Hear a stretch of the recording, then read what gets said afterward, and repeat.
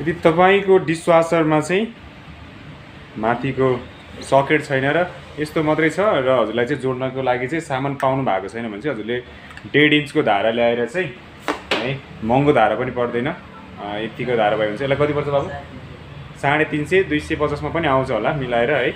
यसको चाहिँ यो अगाडिको निकाल्दिनुस्। यो निकालिसकेपछि चाहिँ है हजुरको यो माथि जोइन गर्ने पोइन्ट यो पोइन्टमा चाहिँ यो जोडिदिनु भयो भने हजुरलाई सकेट चाहिँ पर्दैन है। यति मात्रै गरेर तपाईले